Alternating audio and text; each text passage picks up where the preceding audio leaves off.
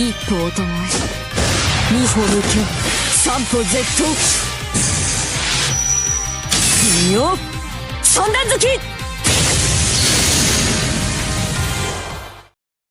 Fala, cavaleiros! Como estão vocês? No nosso vídeo de hoje, eu vou estar falando de uma das waifus e samurais que bastante gente curte, Okita Souji. A nossa bela Saber Sakura é uma grande espadachim que desenvolveu algumas habilidades um tanto quanto interessantes, embora, devido à doença que ela teve em vida, isso acaba meio que enfraquecendo ela, principalmente quando é convocada. Mas hoje eu vou explicar isso para vocês e muito mais sobre essa bela Saber Face. Mas antes, eu só peço que você colabore com o seu like e se inscreva no canal se você não for um inscrito e venha fazer parte da nossa tábua redonda. Sua presença é mais que bem-vinda. Sem mais enrolação, bora falar dessa gatinha de kimono azul, porque hoje, meus caros, é dia de aprender o Sandansutsuki com uma das melhores espadachins. Bora lá!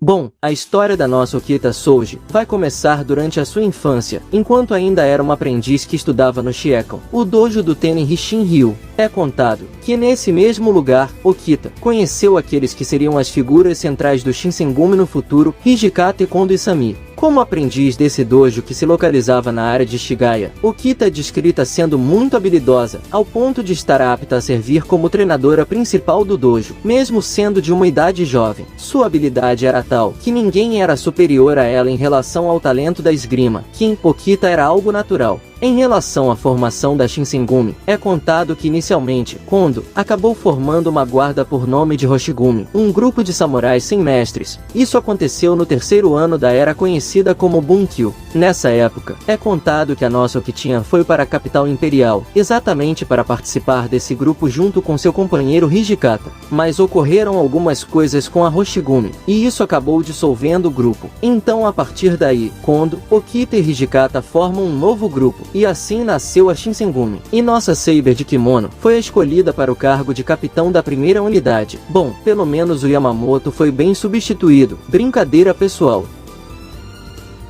Além disso, é contado que Okita era muito brincalhona e costumava brincar com as crianças da capital. Essas a chamavam pelo seu primeiro nome, Souji. Nos conflitos que a Shinsengumi passou e sofreu, como o incidente de Ikedaya, Okita demonstrou suas habilidades com a espada como ninguém, fazendo que o nome Shinsengumi fosse conhecido por toda Kyoto da era Bakumatsu. Mas, infelizmente isso não durou muito tempo, pois a nossa Saber de kimono acabou contraindo uma doença. Para ser mais preciso, ela contraiu tuberculose. Essa doença fez com que o corpo da Okita se deteriorasse gradualmente, forçando ela a se retirar da linha de frente para tratar a doença. Então, é contado que enquanto se cuidava na tentativa de se recuperar, ela foi separada de seus companheiros, não mais podendo participar das batalhas. Então, estando afastada de tudo e sem ter uma noção exata do que estava acontecendo, é contado que ela acabou morrendo. E pior ainda, ela morreu sem saber que o seu companheiro Kondo havia sido decapitado cerca de 2 meses antes da sua morte. Uma morte triste, solitária, e de uma forma que deixaria qualquer ser humano numa situação complicada. Porque eu não sei se vocês sabem, mas quando alguém era diagnosticado com essa doença naquela época, essa pessoa era literalmente isolada da sociedade. Um cenário horrível, e que foi vivenciado por Okita Souji. Depois dessa resumida rápida na história da nossa Okita, vamos falar das suas habilidades. Em termos de combate, Okita é considerada o espadachim gêmeo mais forte nos últimos dias do período Edo. Sendo uma especialista em técnicas de passos e esgrima, sua agilidade é uma das mais admiráveis de todo o Nasoverse. E como alguns de vocês já devem saber, servos da classe Saber são considerados os mais fortes em termos de parâmetros. No entanto, Okita é uma das exceções a essa regra, pois como a nossa Saber Samurai teve aquela doença em vida, que inclusive levou ela à morte. Quando ela se torna um servo e é invocada em alguma guerra, essa doença que ela teve irá afetar os seus parâmetros. Ou seja, mesmo sendo a classe mais forte em termos de parâmetros, Okita vai ter alguns problemas nas suas batalhas. Ou seja, um combate longo ou um combate que exige uma performance de alto rendimento vai desgastar ela muito rápido. Então, o ideal para ela é que ela acabe rápido com seu inimigo. E como então ela tem esse problema, ela vai aproveitar aproveitar o que ela tem de melhor, a sua velocidade. E nesse quesito, ela é uma das melhores, e vocês vão entender isso nesse vídeo. Mas também tem um ponto positivo que é bom mencionar, pois embora a resistência e os parâmetros dela sejam ruins, o kimono da Shinsengumi que ela usa, atua como um fantasma nobre melhorando um pouco os seus parâmetros, permitindo que ela não fique muito abaixo do que normalmente é os parâmetros de um Saber. E daqui a pouco a gente chega lá. Bom, ainda continuando a falar sobre suas habilidades de combate, a sua rival Oda Nobunaga é descrita tendo vantagem sobre o Kita em um combate a longa distância. Isso ocorre devido à vantagem que existe dos servos arqueiros em um combate de longa distância. No entanto, devido ao nobre fantasma da Okita, ela consegue tirar essa diferença, já que ela consegue fechar a distância de forma instantânea. Só que em Fate Grand Order, devido ao sistema de vantagem que é bem mais relevante do que nos outros Fates, essa vantagem fez com que Okita fosse derrotada pela Oda. Inclusive, isso aqui é muito bom para vocês verem que Fate não se baseia só em poder, mas não importa quem venceu, o que importa é que temos duas mulheres bonitas lutando. Já em Fate Headline, Okita enfrenta o Kukulain falso, e aproveitando as aberturas enquanto ele explicava sua verdadeira identidade, Okita acabou por matá-lo, ou seja, ela olhou para o cu.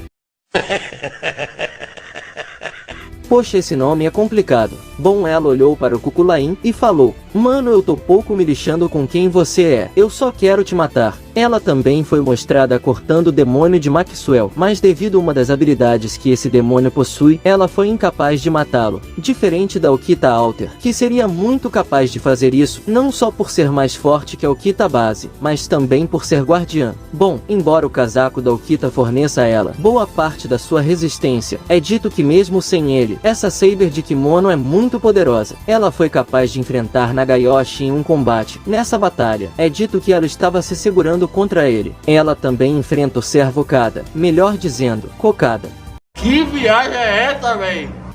Nessa batalha ela estava fortalecida por selos de comando, e mesmo assim, Kokada foi capaz de aparar alguns de seus golpes, mas como o selo foi aumentando a força da nossa sabre, Okada não teve outra opção a não ser recuar. Okita também enfrenta a minha esposinha Artura Pendragon, e derrota ela em combate. Artura ficou tão inconformada com a derrota, que chega a acreditar que a razão da sua derrota foi porque ela comeu apenas 3 tigelas de arroz. Agora eu quero saber quem foi o maldoso que deixou o meu rei com fome. Ela é um leão. Ela precisa se alimentar bem. Eu não tô louco! Bom, brincadeiras à parte, durante os eventos do Saber Wars 1, Artura se vinga. A heroína X foi capaz de derrotar o Kita Souji Paracelsus, algo que aconteceu após ativar o seu fantasma nobre. E essas são apenas algumas das batalhas mais relevantes da nossa samurai. Vamos para as suas habilidades de classe e pessoais. Em termos de habilidades de classe, a nossa Okita Souji possui duas. A primeira delas é a resistência mágica. Essa skill está classificada no rank E. A resistência mágica da Okita está na classe mais baixa. Isso acontece devido ao fato da Okita ter vivido em uma época de muito pouco mistério. Portanto, a sua resistência mágica não é confiável. A próxima habilidade é chamada de Equitação, e está classificada no rank E. Okita não tem nenhum registro histórico mostrando que ela é capaz de usar montaria. Por causa disso, ela recebeu o nível mais baixo de rank em montaria. Habilidades pessoais. Em termos de habilidades pessoais, Okita Souji possui 3, e vamos começar pela primeira delas. A primeira delas é o Olho da Mente Falso, e está classificada no rank A. Essa skill é a capacidade de fugir do perigo através do instinto, ou de um sexto sentido. Em Okita, essa skill também confere resistência à obstrução da visão. Essa próxima skill é aquela que é o problema da coisa, chamada de Constituição Fraca. Essa skill está classificada no rank A. Essa skill nada mais é que a fraqueza da Okita. Ela possui uma constituição física frágil, principalmente por causa da sua doença. Essa skill é afetada principalmente pela percepção das pessoas no futuro, o que afeta a existência de Okita como espírito heróico. Ou seja, todas as ações de Okita fazem com que ela corra o risco de ter uma queda repentina em seus status. E embora a probabilidade de ativação seja baixa, se essa skill for ativada durante um combate, os riscos serão imensuráveis. Foi o que eu disse para vocês antes. Para Okita, é mais vantajoso acabar logo com a batalha, pois quanto mais ela enrolar em combate, mais chances de se desgastar ela terá. Uma skill que pode ativar a qualquer momento, e que pode complicar muito a vida do mestre e da Okita, principalmente se ela estiver no meio de uma batalha. Por fim, e não menos importante, ela tem skill chamada de Terra Reduzida, e está classificada no Rank B. Essa skill nada mais é que a base da técnica de passos usada pela nossa samurai. Uma técnica de caminhada definitiva, algo que muitas artes marciais tentam alcançar. Essa técnica é tão insana que não é considerada velocidade, mas uma combinação perfeita de múltiplos fenômenos, como velocidade, técnica de caminhada, movimento corporal defensivo, respiração e pontos cegos. Caso essa skill alcance o Rank A, ela não será mais uma simples técnica, mas pode ser considerada até mesmo um salto dimensional. Atualmente, o Kita é a melhor usuária desse tipo de habilidade. Fantasmas nobres. Bom, agora que falamos das habilidades da nossa Okita, vamos falar dos seus fantasmas nobres. O primeiro, e o principal fantasma nobre da Okita é o seu casaco. Esse kimono azul é chamado de brasão de juramentos, um objeto que era usado pelas forças militares da Shinsengumi. Esse NP atua como um fantasma nobre passivo, melhora todos os parâmetros de Okita Souji, e seu armamento aumenta. O segundo NP da nossa Saber Samurai é chamado de Sandan Tsuki. Esse NP se trata de um impulso de 3 estágios, uma técnica extraordinária da Okita Souji. Resumidamente, é uma mistura da sua técnica de passos com sua técnica de espada. O primeiro passo, ou melhor, o primeiro impulso é chamado de Ichinotsuki. O segundo impulso é chamado de Ninotsuki, e o terceiro impulso é chamado de Sanutsuki. Todos esses impulsos, ou passos, acontecem ao mesmo tempo, transcendendo velocidade, tempo e espaço. Uma técnica de assassinato, muito similar ao Tsubame Gaeshi do servo Sasaki, pois é contado que se o primeiro impulso for bloqueado, o segundo e o terceiro irão romper o bloqueio, exatamente por estarem na mesma posição. A contradição que isso causa, cria uma falha na causalidade na ponta da espada, tornando virtualmente impossível de se defender. Em outras palavras, o Sandan Tsuki é uma técnica que ultrapassa a simples destruição das coisas materiais. Dito isso, vamos para o último fantasma nobre. O próximo fantasma nobre da nossa bela Saber Face é chamado de Bandeira da Sinceridade. Esse NP é um fantasma nobre compartilhado, ou seja, ele é um NP que todos os oficiais comandantes da Shinsengumi podem usar. Não é exclusivo da Okita. Como um fantasma nobre, essa bandeira atua como um catalisador para convocar os membros e as tropas da Shinsengumi. Isso ocorre dentro de um limite colocado pela bandeira. Os servos que forem invocados poderão atuar de forma independente. No entanto, eles não possuem fantasmas nobres. Por causa disso, a sua capacidade está longe de ser a melhor. Esse NP é muito similar ao nobre fantasma do rei dos conquistadores Iskandar. Além disso, os servos invocados por essa bandeira terão as suas personalidades moldadas pela mentalidade do usuário da bandeira. Por exemplo, se usado por Okita Souji, os servos são invocados como um perverso Shinsengumi. Se forem invocados por Kondo, eles serão um confiável Shinsengumi. Também é dito que se o portador da bandeira não teve uma boa relação em vida com algum membro da Shinsengumi, ou não era tão conhecido na Shinsengumi, alguns desses membros não responderão ao chamado da bandeira. No caso da Okita, como ela é muito popular entre os membros do Shinsengumi, muitos responderão ao seu chamado, sendo invocados pela autoridade da bandeira.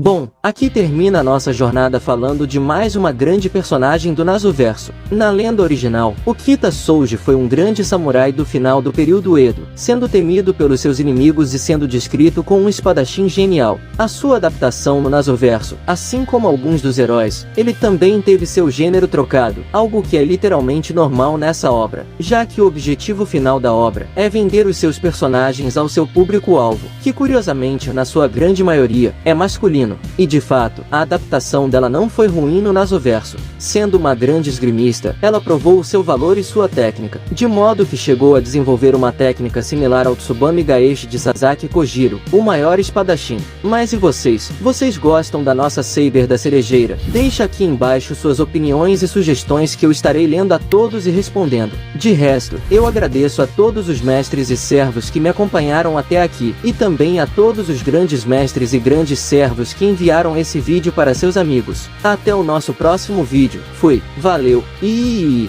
tamo junto!